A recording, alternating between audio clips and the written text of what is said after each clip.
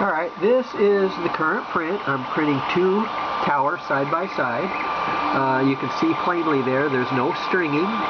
Okay, so that's not an issue. I am printing at 210, as you can see marked printed down there. I made the model so that that would show the nozzle temperature. That's 210. It's basically almost done. It's got about another 15 minutes left. You can see for yourself here that you see the skirt. You don't see any brim. You don't see any raft. You don't see any messy glue stick.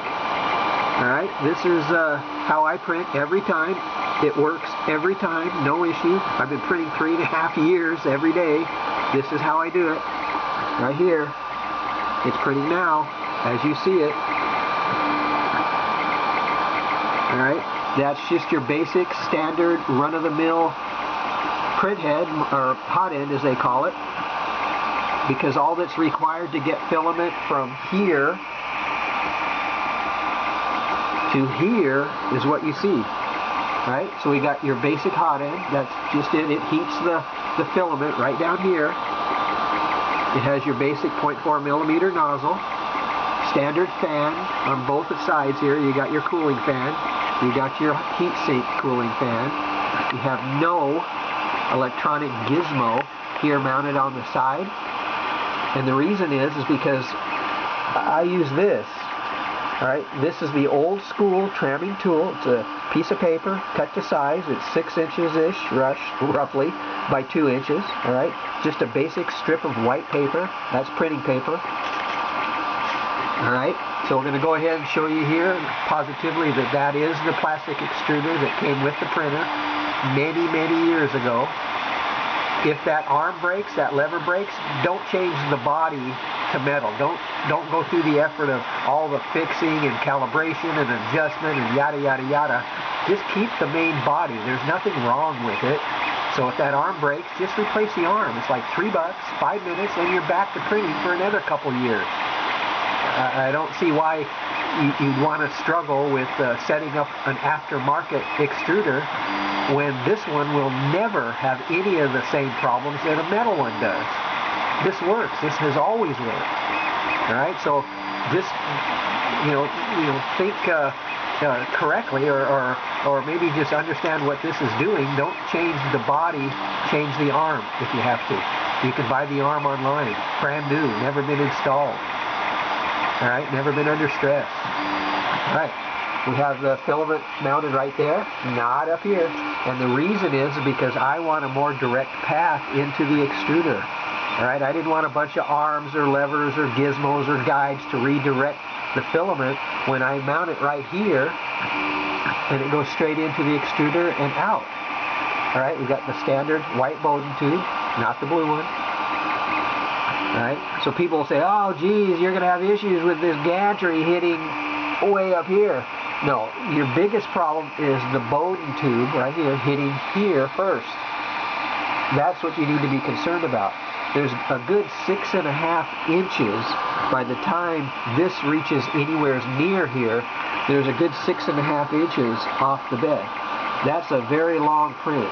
And if you think you're going to print past that, then simply move the holder up here, finish the print, get it done, and then move it back. This is adjustable, all right? So adjust it to the height the maximum height that you're going to need. You can see that in your slicer, how far the print's going to go. And again, you can see here, that's miles away from here. All right? Again, standard run-of-the-mill printer, ENDER 3. Let's look at the springs. Check that out. They're not yellow springs. The knob isn't, moving, vibration or anything like that. I could put a camera on it and you'll see that little arm, the little lever there, the knob isn't going to turn by itself. And if it does, then you've got other issues to deal with. You can see there's plenty of thread there underneath, plenty of spring on the top. It's pretty much centered there. Perfect. Good tension on the spring. All right, let's go over here. Look at the bed temperature. Look at the nozzle. It's 210. The bed is set point 0. No heat to the bed. just not required ever. I wanted to be able to print without issue of a heated bed, worried about warping, worried about curling, or any of the issues that come with heating the bed. This is not heated, all right?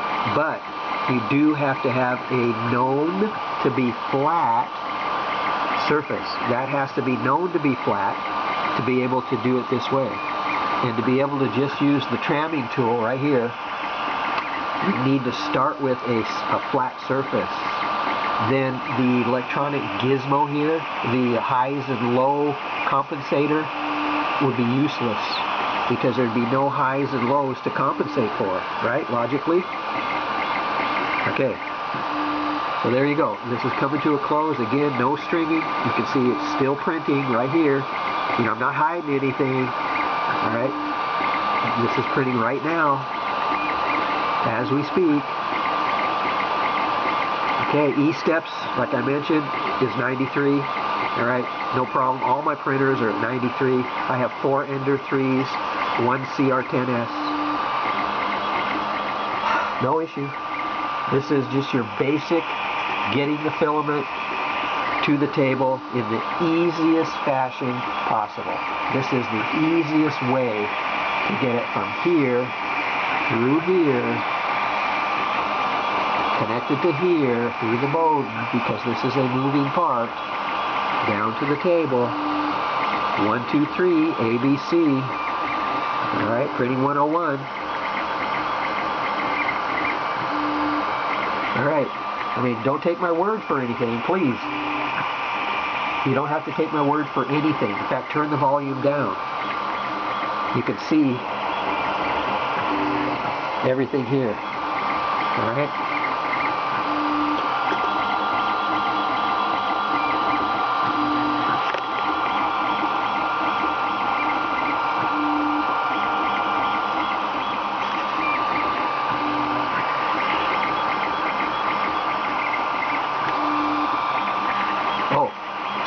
No direct drive.